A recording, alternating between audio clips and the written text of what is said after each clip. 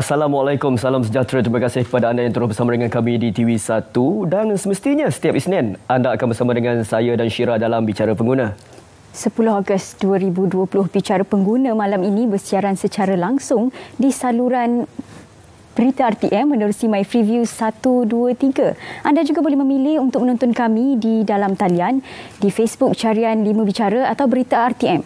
Sekiranya anda memilih dalam platform digital, anda boleh saksikan kami di myclick.rtm.gov.my ataupun di aplikasi RTM Mobile. Baik.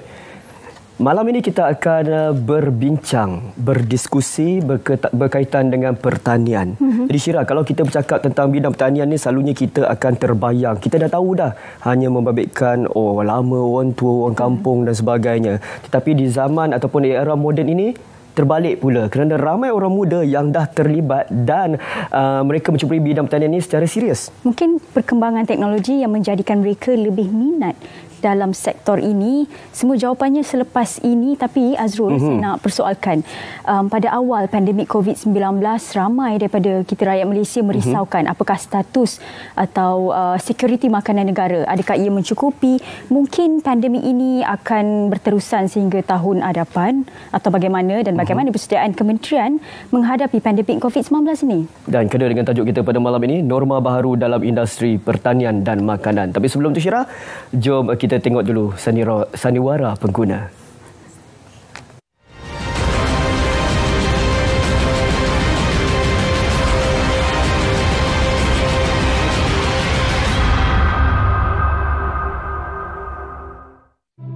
Cik P ni ajak aku jumpa, mana dia ni? Tak ada pun. Dah lah. Ya Allah, dengan nyamuk kata-kata. Cik P! Yok, Cik P kat sini ke Cik P-nya? Ya Allah, penat saya mencarinya. Kenapa ajak saya jumpa dekat kebun ke kandang ni? Apa benda ajak saya jumpa kat sini Cik P? Dia gatal lah ni. Apa ni Cik P? Ini kebun lah. Sekolah tinggi, kebun dengan kandang pun dah tak kenal. Inilah tempat aku bertenang. Mencari ilham. Mencari ilham, tenang. Tenang apa ni Cik P? Serabut lah saya tengok. Ya Allah, ni apa benda pokok-pokok je tapi tak ada buahnya pun. Mendatangkan hasil ke macam ni? Apa benda? Semak lah Cik P. Nyamuk banyak. Teruknya, kerangga lagi. Ya Allah, gatal. Kaki gatal. Inilah orang muda. Nak kerja senang je. Nak duit cepat. Usaha penat sikit tak nak. Rumah mak kau yang ada tanah tu, kalau kau usahakan buat ni kebun mini macam ni pun ada hasilnya. Ni boleh untung ke Cik B jadi petani macam ni? Kalau saya tak nak lah dengan macam ni. Ni, nak tanya sikit. Kalau kerja, hari ni kerja, esok dapat gaji ke? Tak kan? Macam itulah kita bertanam pun. Hari ni kita tanam, bukannya esok dia tengok berbuah. Lama sikit, kita kena bersabarlah. Hari ni semua datang hasil, ni dapat juga duit. Tak, Cik B. Cik B, patut Cik B cek kerja lain lah. Kerja macam ni dapat, boleh berjaya ke Cik B jadi petani macam ni? Inilah orang muda, komplain je tahu berjaya tak berjaya. Kalau usaha berjaya lah. Sekarang ni aku nak tengok. Kau tengok aku. Berjaya ke tidak? Berjaya tak? Berjaya tak? Kau dapat berjaya ke tidak? Kau main lagi. Saya tak ada apa pun Cik B. Cik B, memang betul-betul boleh berjaya macam ni? Berbudi pada tanah, faedahnya banyak. Malas dengan rajin je. Malas. Ni, buka laman sesawang Kementerian Pertanian. Dalam tu ada petani moden, ada petani berimpak tinggi tanamannya. Macam-macam kau boleh tanya, tengoklah. Orang muda tengok handphone canggih tapi tak tahu nak cari maklumat. Oh, ya ke?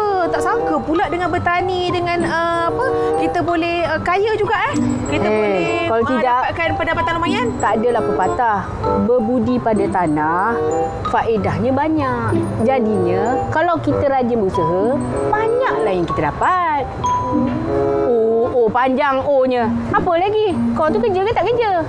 Sebenarnya saya tak kerja Cik B. Saya menganggur dah lama dah Cik B. Saya nak minta kerja dengan Cik B boleh? Boleh. Tolong kait buah kelapa tu. Boleh Cik B, saya sanggup. Buah kelapa boleh lah kau kait. Buah pisang takkan nak pakai galak. Cik B, gaji saya berapa dapat ni di Jolok ni? Aduh. Pergi kursus dekat Kementerian Pertanian lah. Dah lah banyak. Baju uniform tak ada ke?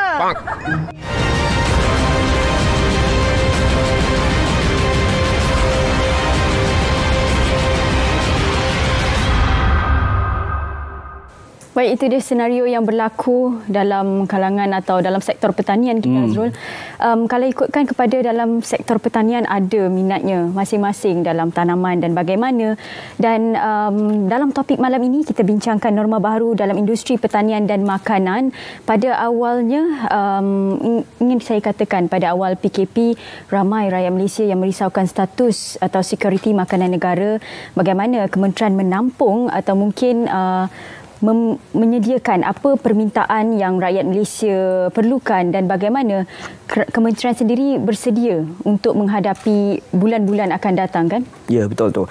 Dan pada malam ini terlebih dahulu bicara pengguna mengucapkan selamat datang kepada tetamu kita, tak lain tak bukan Yang Berhormat Datuk Seri Dr. Ronald Kiandi, Menteri Pertanian dan Industri Makanan. Selamat datang YB. Terima kasih. Sihat YB? Sihat, ya. Senyum YB kita malam ni. Baik YB. Syira dah buka satu intro yang begitu menarik sekali berkenaan dengan pertanian dan juga industri makanan. Jadi mungkin YB Menteri kongsi pengalaman sejak menerajui Kementerian Pertanian dan Industri Makanan Dapur Mafi ni. Saya ingin katakan bahawa pengalaman mencabar, apatah lagi dilantik menjadi menteri di kementerian yang penting ini ketika pandemik COVID-19. Betul, YB. Kita sentiasa diminta untuk memastikan rakyat Malaysia mempunyai makanan di atas meja. Jadi kita tahu bahawa COVID-19 menghalang perjalanan dan juga menghalang industri agromakanan pada keseluruhannya. Tapi kita syukur sepanjang COVID ini dan PKP dijalankan, rakyat Malaysia tidak pernah berhadapan dengan kekurangan makanan. Malah pada awal PKP dilaksanakan, kita berhadapan dengan isu lambakan makanan, pengeluaran hasil pertanian.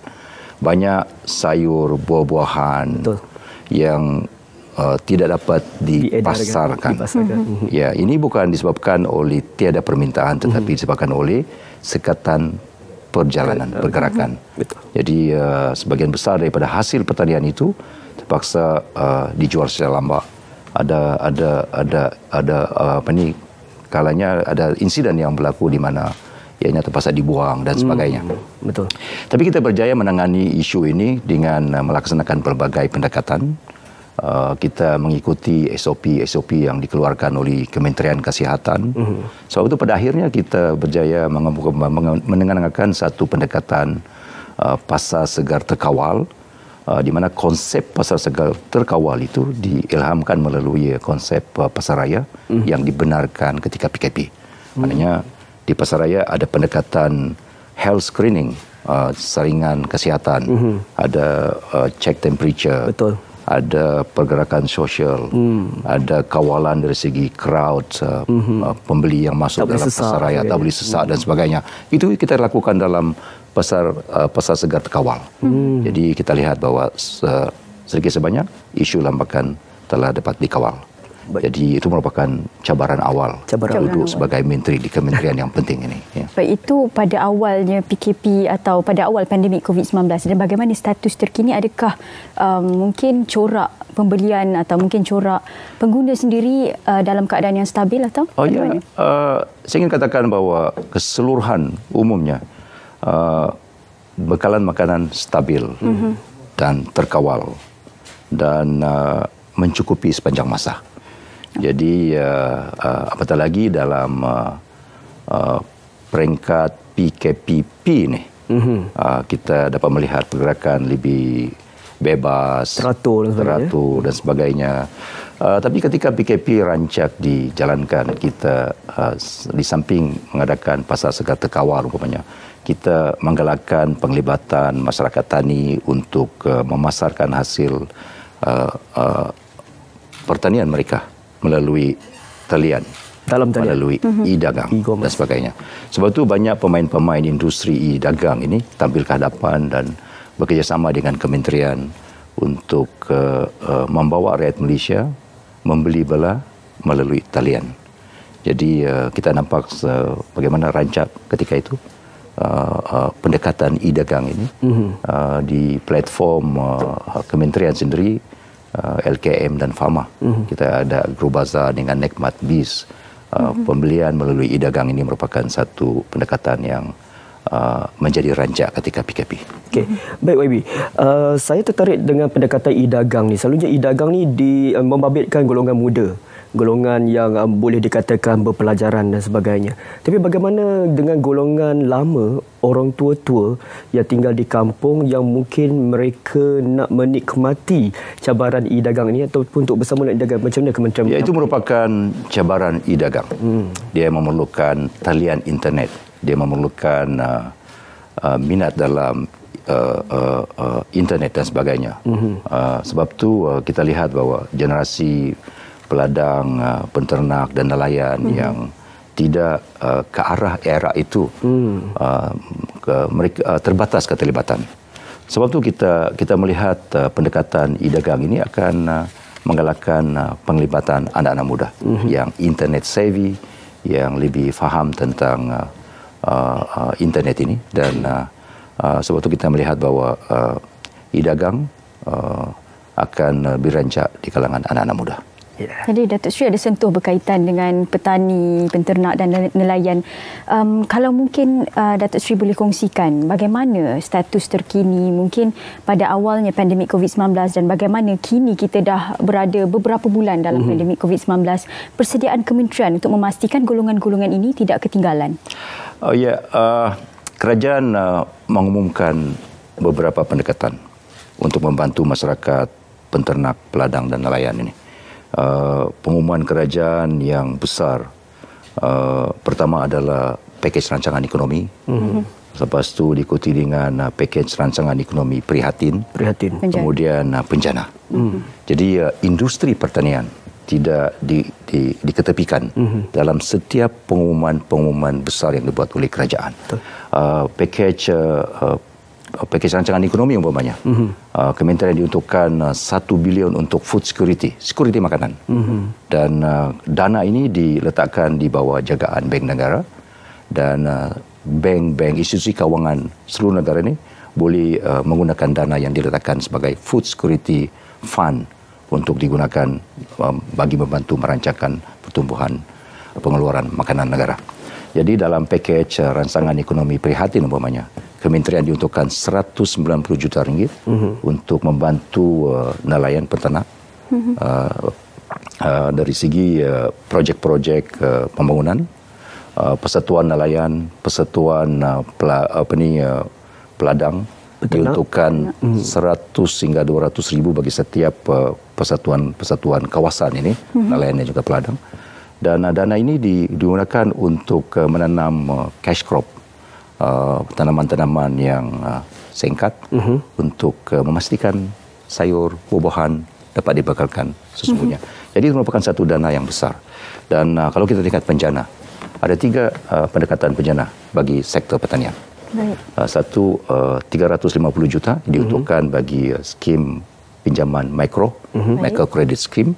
40 juta diuntukkan bagi workforce mobility. Workforce mobility adalah satu upskilling dan reskilling. Mana-mana pekerja yang bekerja dalam sektor lain yang ingin beralih kepada sektor pertanian, kerajaan untukkan 40 juta untuk reskilling dan juga melatih semula mereka untuk berkecimpung dalam industri pertanian. Dan 10 juta diuntukkan untuk urban farming.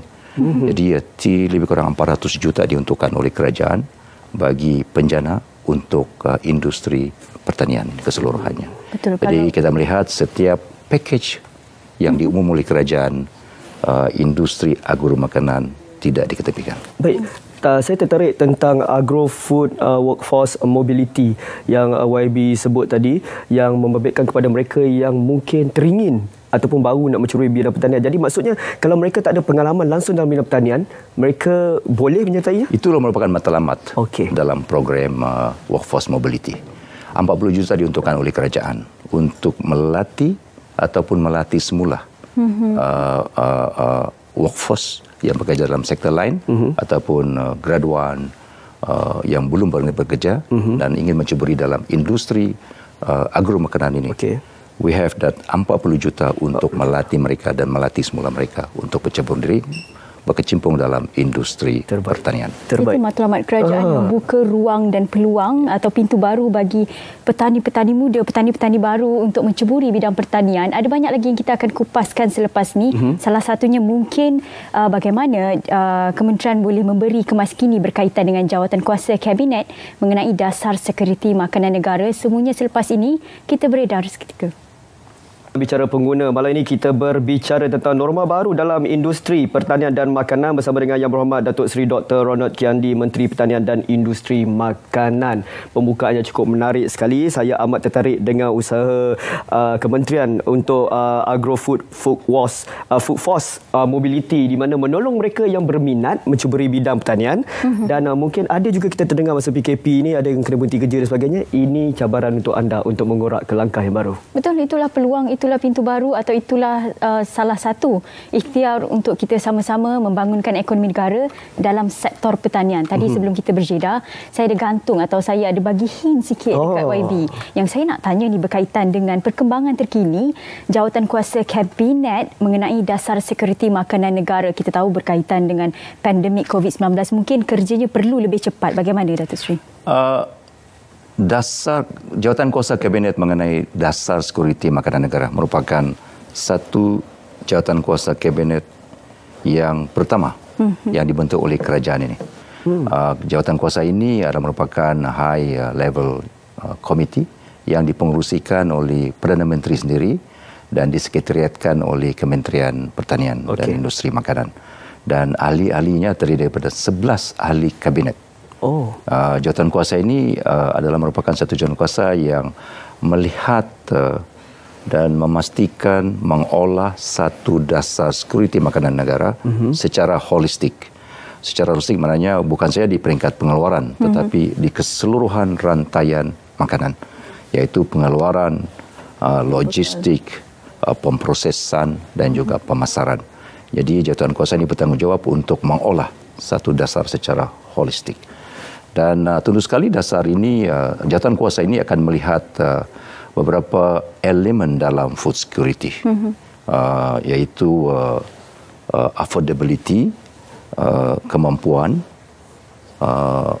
availability, ketersediaan, utilizations, melihat dari aspek keselamatan makanan, dan satu elemen yang baru iaitu stability dan sustainability, kemampanan dan juga kestabilan makanan. Jadi 4 elemen ini merupakan elemen-elemen yang menjadi kajian, menjadi pegangan kepada food security, jawatan kuasa kabinet on food security yang dibentuk oleh kerajaan. Jadi kita akan mengolah langkah dan dasar untuk melihat security makanan secara holistik. Jawatan kuasa ini terdiri daripada satu jawatan kuasa yang dipengerusikan oleh Perdana Menteri seperti saya katakan tadi, kemudian ianya didokong oleh satu jawatan kuasa teknikal yang merangkumi berbagai ekspertis, pakar, terdiri daripada ketua-ketua setiausaha kementerian, beberapa kementerian, 12 kementerian. Kita juga menjemput pihak industri, kita menjemput pengkritik, profesor, pensyarah untuk sama-sama merangka satu dasar bagi food security, dasar keselamatan makanan negara.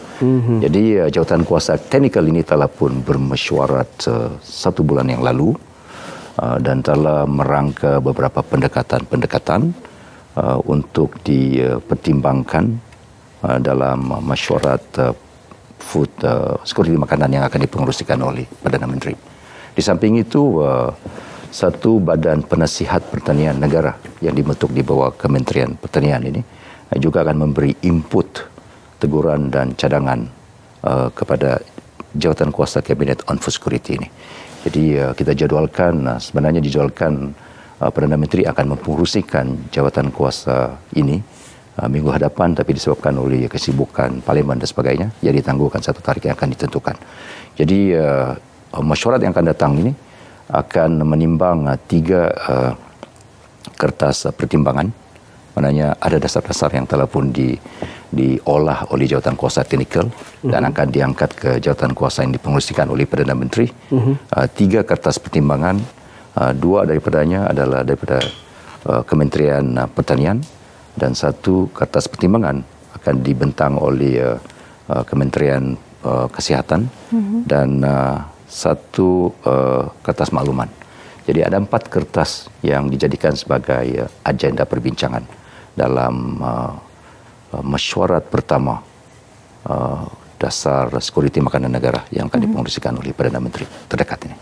Baik, ini salah satu janji untuk memastikan atau untuk check and balance Kementerian Pertanian dan Industri Makanan, dan ini juga bagi memastikan tidak berlaku pembaziran. Betul, Datuk Seri? Ya, 4 elemen yang dijadikan asas dalam dasar sekuriti makanan merangkumi semua aspek. Tiada pembaziran dari aspek keselamatan makanan, dari segi mutu makanan yang dikeluarkan, dari segi kemampanan, keperolehan, merupakan aspek-aspek penting yang dijadikan sebagai aspek untuk menilai indeks sekuriti makanan negara. Jadi kalau kita lihat Malaysia dalam kedudukan yang ke-28 pada tahun 2019 melalui indeks sekuriti makanan global yang dikeluarkan oleh FAO, Food and Agricultural Organization, yang dibuat itu, dan Malaysia dalam kedudukan tempat yang ke-28 pada tahun 2019, naik daripada kedudukan 40 pada tahun 2018. Jadi kita harapkan dengan 1 dasar sekuriti makanan yang baru yang sedang diolah sekarang ini, kedudukan Malaysia dalam Global Food Security Index akan meningkat dan menjadi lebih baik. Baik, Kementerian juga melantik Majlis Penasihat Pertanian Negara. Mungkin YB boleh perjelaskan apa peranan majlis ini? 12 anggota dalam Majlis Penasihat Pertanian Negara yang dibuat oleh Kementerian ini, ianya merangkumi seperti saya katakan pengkritik makanan, profesor, pemain industri, ada penternak lembu, ada pengeput lembu, ada pengusaha ayam, ada pengusaha ternak yang lain, ada pengusaha pertanian yang duduk dalam Majlis Penasihat Pertanian Negara. Mereka memberi input, mereka memberi teguran, mereka memberi cadangan untuk kementerian mengolah dasar yang baru. Tentu sekali banyak perkara yang dibincang yang berlaku dalam era COVID ini, umpamanya pendekatan-pendekatan baru, kehendak untuk melihat SSL, di self-sufficiency level kita, tahap saraan pengeluaran kita sendiri, untuk ditingkatkan dan sebagainya. Mereka melihat dasar yang ada sekarang dan memberi cadangan dan input agar kementerian, Majlis MPPN ini memberi teguran dan cadangan untuk menambah baik dasar-dasar yang ada sesuai dengan era yang kita hadapi sekarang ini. Baik, YB. Antara isu-isu yang mungkin pengkritik makanan ataupun pemain industri ini suarakan setakat ini? Dari segi pengeluaran beras umpamanya. Kita masih bergantung import beras 30% daripada keperluan negara. Jadi walaupun begitu banyak dana yang dibuat oleh kerajaan, diberikan oleh kerajaan, kita masih hanya mampu mengeluarkan 70% daripada keperluan negara. Banyak cadangan yang dibuat oleh Badan Penasihat Pertanian ini. Mereka ingin melihat mengapa yield ataupun hasilan padi kita tidak tinggi umpamanya dibandingkan dengan hasilan negara-negara yang lain. Mengapa dari segi penggunaan automasi dan mekanisasi level peringkat mana? Sebetulnya mereka mencadangkan untuk tahap automasi dan mekanisasi perlu ditingkatkan. Mereka mencadangkan agar pendekatan dari segi pemajaan, dari segi keperluan untuk mengetahui soil profiling, profil tanah dari segi nutriennya. Dan semua aspek-aspek ini merupakan aspek yang perlu ditambah baik oleh kementerian bagi memastikan ladang ataupun sawah padi yang ada sekarang ni dapat ditingkatkan penghasilan produktivitinya. Sebab itu kalau kita bercakap tentang untuk meningkatkan SSL negara dari segi pengeluaran padi dan beras, kita harus melihat sawah yang ada sekarang ini perlu ditambah baik, pendekatan yang ada sekarang ini perlu ditambah baik, dan juga mereka mencadangkan agar untuk menampung keperluan meningkatkan SSL kita daripada 70% kepada satu tahap yang lebih tinggi. Tanah-tanah di luar jelapang umpamanya harus dijadikan sebagai jelapang padi yang ada. Jadi itu merupakan antara cadangan-cadangan yang telah dibuat oleh Badan Penasihat Pertanian. Dari segi industri ruminan umpamanya, kita melihat bahawa ruminan sekarang ini kita bergantung kepada import sebanyak hampir daripada 73%, 77%. Bekalan daging perlu diimport daripada luar. Kita hanya mampu mengeluarkan lebih kurang 23%.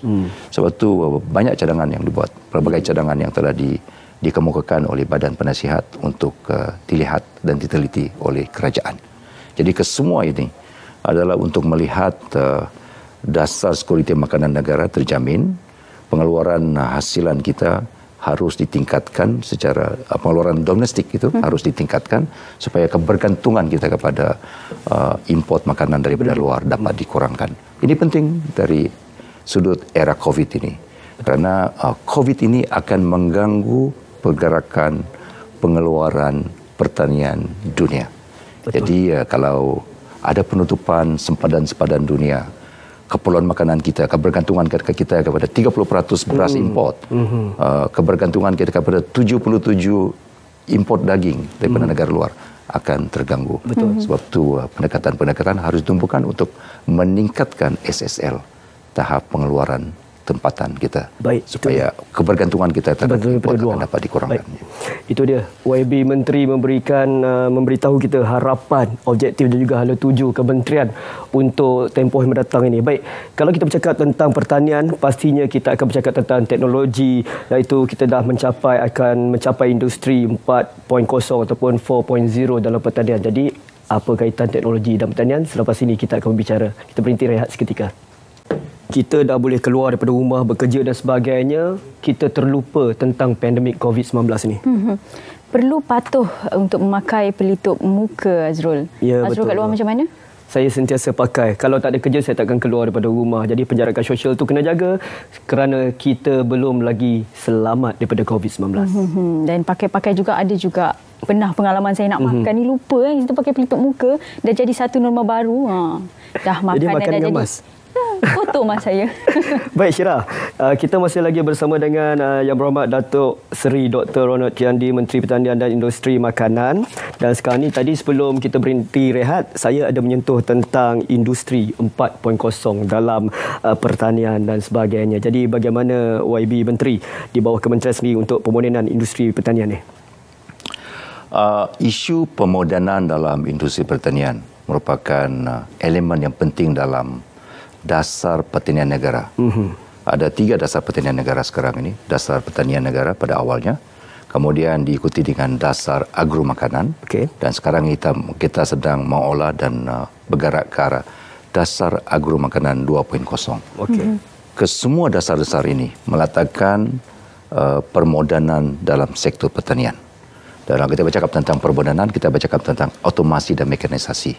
Jadi ini merupakan elemen yang penting dalam kesemua dasar-dasar yang dirangka untuk mengolah dasar pertanian negara.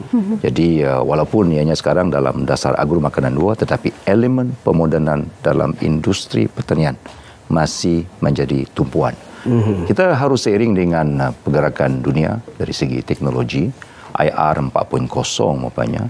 Jadi sektor pertanian tidak boleh lari, tetapi harus seiring dan bergerak seiring dengan IR 4.0 untuk diterjemahkan dalam industri pertanian.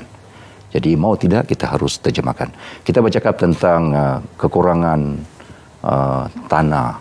Sebab itu kita harus bergerak ke arah meningkatkan produktiviti, meningkatkan hasil kita daripada tanah yang berkurangan. Umpamanya padi dikatakan tidak produktif kerana masalah guna sama tanah.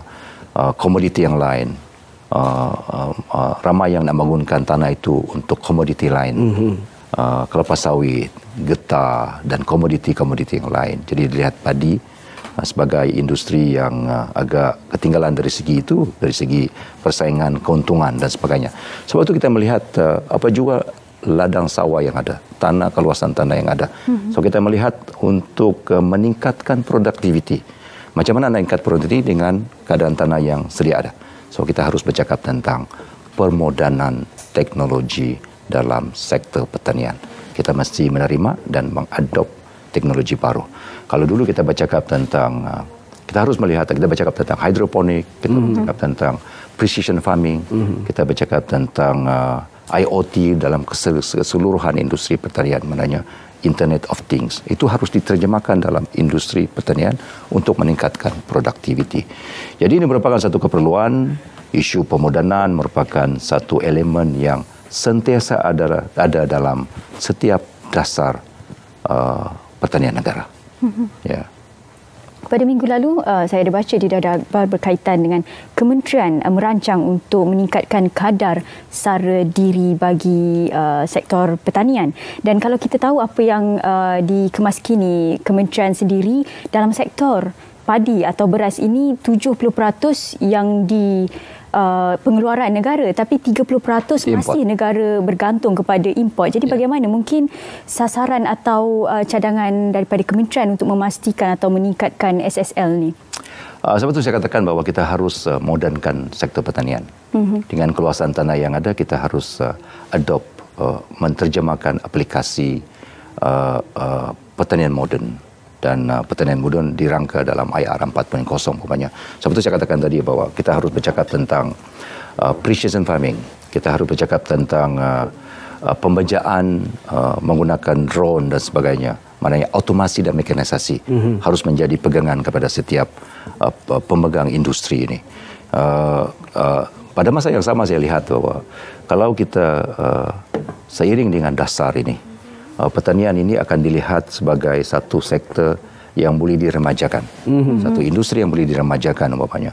Anak muda yang savvy tentang internet ingin melihat bahawa sektor pertanian itu keluar daripada 3D, dangerous, dirty dan difficult. Yang itu harus kita keluar.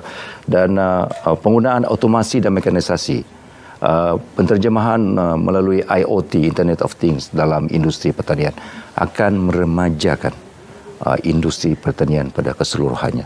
Sebab itu kita lihat, kadang-kadang kita lihat pesawat petani bawah umur, macam mana nak tarik anak-anak muda berkecimpung dalam industri pertanian, tetapi melalui pengaplikasian teknologi, pengaplikasian otomasi dan mekanisasi,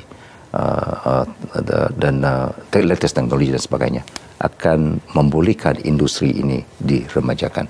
Pada masa yang sama, kita akan dapat meningkatkan produktiviti ataupun hasilan daripada keseluruhan sektor pertanian ini. Ya. Baik, pada awal pandemik COVID-19 ada pembelian panik dan sebagainya.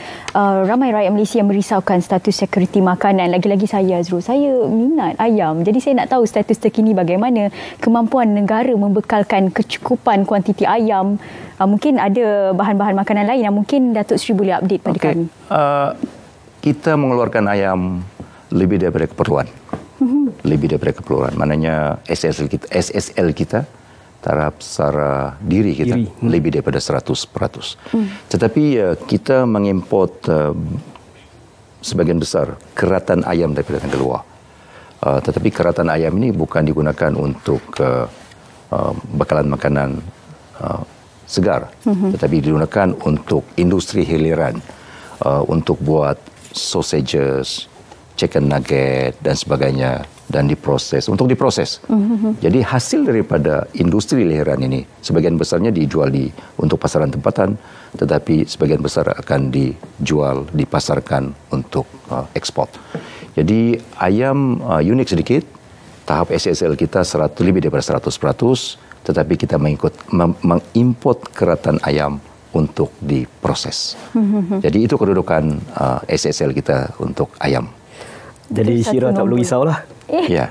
Ayam banyak lagi di pasaran. Ya. Baik, YB, kalau kita bercakap tentang tajuk kita pada malam ini, norma baru dalam pertanian dan juga mungkin daripada sudut pertanian dan juga makanan ketika fasa PKP, pemulihan dan juga PKPN, di mana petani kita, peternak kita menghadapi situasi baru bagi mereka. Jadi bagaimana YB melihat mereka kembali kepada norma baru ni, YB? Hidup dalam norma baru. Tentu sekali berhadapan dengan sedikit gangguan. Tetapi secara keseluruhannya industri pertanian ini diletakkan sebagai essential services ketika PKP. Maknanya inilah satu-satunya industri yang dibenarkan bergerak dan berjalan terus ketika PKP. Jadi tiada gangguan dan sebagainya. Ada gangguan dari segi logistik, dari segi pengangkutan dan sebagainya. Tetapi secara keseluruhannya industri ini dibenarkan untuk terus berjalan ketika awal PKP, apatah lagi ketika ini dalam PKP pemulihan. Jadi kita lihat tidak banyak gangguan yang berlaku dari segi industri, tetapi dari segi pemasaran dan sebagainya merupakan terdapat sedikit gangguan. Dari segi ekspor terdapat sedikit gangguan. Tapi kalau bercakap tentang apa dia norma baru dalam industri pertanian di kalangan peternak, mereka harus keterlibatan mereka dalam e-commerce yang saya katakan tadi awal tadi. Juga industri ini harus bergerak untuk meningkatkan tahap SSL. Dan juga pasaraya-pasaraya dikendalikan untuk pemasaran hasil-hasil pertanian harus seiring dengan SOP yang dikeluarkan oleh Kementerian Kesihatan. Walaupun pada ketika ini dalam peringkat pemulihan, tetapi dari segi norma pemasaran, pengantaran dan pengeluaran itu masih terikat dengan SOP-SOP yang dikeluarkan oleh Kementerian Kesihatan. Jadi saya melihat bahwa industri pertanian ini pada ketika PKP dan apatah lagi dalam PKPP ini merupakan satu industri yang diletakkan sebagai industri penting, dan tentu sekali setiap kawalan seketan yang dibuat oleh kerajaan itu semata-mata untuk mengawal merebak pandemik, tetapi bertujuan untuk terus memastikan bekalan makanan itu sentiasa stabil dan diperoleh oleh rakyat Malaysia. Baik Datuk Seri, kita akan berjeda seketika, tapi sebelum tu saya beri sedikit intro bagaimana soalan selepas ini berkaitan dengan apa yang perancangan kementerian bagi memastikan tenaga muda berkecimpung juga dalam sektor ini, dan kita tahu bidang pertanian ini banyak tenaga seniornya, Azrul. Betul. Dan bagaimana rancangan atau mungkin inisiatif dan insentif daripada kementerian untuk memastikan tenaga muda ini perlu ada dalam sektor ini. Kita akan berehat seketika, kita kembali selepas ini. Kerana terus setia bersama Bicara Pengguna, negara masih bergantung kepada tenaga senior, boleh dikatakan, dalam sektor pertanian ini. Jadi bagaimana dengan tenaga muda? Bagaimana pula kementerian melihat minat tenaga muda ini perlu diterjemahkan dalam satu insentif dan juga inisiatif kerajaan untuk berkecimpung dalam sektor pertanian, dan bagaimana rasanya tenaga muda punya kita panggil sasaran kerajaan untuk memastikan tenaga muda juga minat dalam sektor ini. Dan kita tahu kalau sektor ini minatnya kurang berkaitan dengan lagi-lagi tenaga buruh dan sebagainya. Ini yang perlu ditekankan kerajaan. Jadi bagaimana Datuk Seri melihat tenaga muda ini? Kita sasarkan untuk melahirkan agropreneur muda. 1,200 orang agropreneur muda setiap tahun. Dan tentu sekali untuk melihat kejayaan ini, kementerian telah mengolah satu program yang dinamakan sebagai agropreneur muda. Ianya dilancarkan sejak tahun 2014, dan ianya melibatkan anak-anak muda yang ingin berkecimpung dalam industri pertanian agromakanan ini untuk menggunakan dana yang diberikan oleh kerajaan, RM20,000 untuk seorang peserta berumur 14 hingga 40 tahun. Dan tentu sekali itu merupakan dana permulaan, dan jika perusahaan mereka berjaya, Agrobank boleh menawarkan sehingga RM200,000 melalui dana pinjaman yang dikeluarkan oleh Agrobank. Dan sebab itu saya katakan kita mensasarkan untuk melahirkan 1,200 agropreneur muda setiap tahun. Sejak dilancarkan program ini oleh kementerian sejak tahun 2014, kita telah melihat cerita-cerita kejayaan di sana-sini, di seluruh negara. kalangan mereka ada sudah menjadi jutawan disebabkan oleh program Agropreneur ini. Program ini akan melibatkan semua sektor dalam industri pertanian untuk memulakan perusahaan aquakultur umpamanya, mengusaha tanaman bijirin, tanaman kontan, sayur-sayuran, pertanian yang lain, peternakan dan sebagainya. Boleh mendapatkan dana Agropreneur muda ini daripada kementerian. Boleh diakses melalui online, boleh mendapatkan orang daripada jabatan-jabatan pertanian di seluruh negara, dan penapisan akan dibuat oleh kementerian secara berkala. Dan untuk tahun ini saja kita telah pun dalam proses untuk menghantar surat-surat tawaran untuk lebih daripada 300 peserta Agropreneur muda yang berjaya, dan melibatkan peruntukan sebanyak 4 juta ringgit yang akan dikeluarkan oleh kementerian dalam masa yang terdekat. Jadi ini merupakan satu program kementerian untuk menjangkau anak-anak muda mencebur diri dalam industri pertanian negara. Jadi seperti yang dikatakan tadi, kalangan pasawa kita berumur, sebab tu kita mengolah program-program untuk menarik minat. Kena ada generasi baru. Generasi baru. Kena ada tenaga muda. Jadi bagaimana? Mungkin Kementerian Pertanian sendiri ada bekerjasama dengan Kementerian Pendidikan dan sebagainya? Ya, kita bekerjasama dengan Kementerian Usahawan, kita bekerjasama dengan Kementerian Belia dan Sukan untuk mengenal pasti peserta kalangan anak-anak muda yang berdaftar dengan Kementerian Sukan dan Kementerian Usahawan rupanya. Mereka juga mempunyai dana melalui tekun sebanyak RM50,000 dan sebagainya. Yang ini juga merupakan dijadikan sebagai subsequent program sokongan untuk program Agropreneur muda ini. Sebab itu saya katakan tadi, success story umpamanya seorang anak muda yang mengusahakan tanaman jagung, anak Kedah mengusahakan tanaman jagung, bermula daripada peruntukan RM20,000, kemudian mendapatkan tambahan dana daripada tekun, dan akhirnya mendapat bantuan dana daripada Agrobank, dan sekarang beliau usahawan ini bergelar usahawan jutawan. Itu satu ikon sebenarnya, seorang ikon. Dan ramai lagi. Dan ramai lagi yang akan dilahirkan. Baik, kalau kita bercakap tentang Agropreneur muda ni, selalunya yang duduk di bandar, selalunya yang di luar kawasan kampung.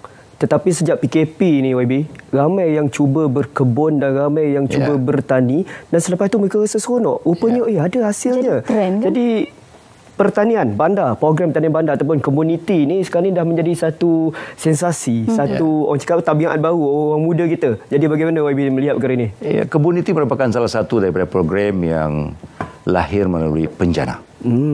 Kementerian untukkan sebanyak RM10 juta untuk program komuniti ini. Walaupun ia merupakan satu konsep pertanian bandar, tetapi ia juga dilaksanakan di luar bandar ataupun di pinggir bandar. Untuk program ini secara individu, kementerian akan menuntukkan dana sebanyak RM500 untuk individu, peserta individu. Dan untuk peserta secara komuniti, minimal 10 orang, peruntukan dana sebanyak RM50,000 akan diuntukkan oleh kementerian untuk melibatkan aktiviti pertanian bandar.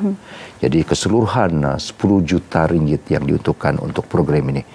Ketika ini sedang rancak di pohon oleh individu dan juga komuniti. Yang berminat secara komuniti. Jadi saya telah pun meluluskan banyak peruntukan ini hari itu di Flat Sri Perlis, kemudian ke Melaka, ke Negeri Perak, Pahang, dan ini merupakan satu program kementerian yang mendapat sambutan hangat oleh rakyat Malaysia. Satu trend kehidupan baru. Norma baru. Bercucuk tanam di kawasan rumah itu perlu diperluaskan, dan mungkin jangka minat itu perlu juga lebih lama, Datuk Seri kan. Itulah sasaran kerajaan untuk memastikan minat, selain daripada minat anak muda, minat juga mereka yang berada di bandar untuk bercucuk tanam. Idea ini keluar selepas ketika kita berhadapan dengan pandemik COVID, dan untuk memastikan bahawa bekalan sayur-sayuran ini sentiasa ada, dan instead of daripada membeli di pasar, komuniti individu boleh mengusahakan kebun mereka sendiri untuk menampung keperluan keluarga mereka sendiri. Itu merupakan ideanya.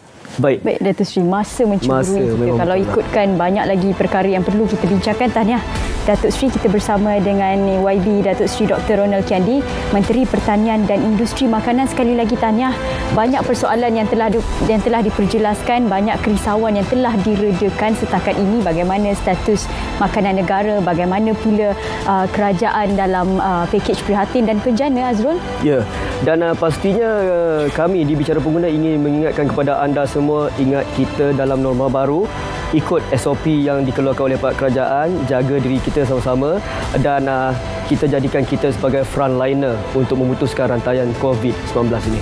Baik, itu sahaja untuk malam ni, Azrul. Terima kasih. Assalamualaikum, selamat malam.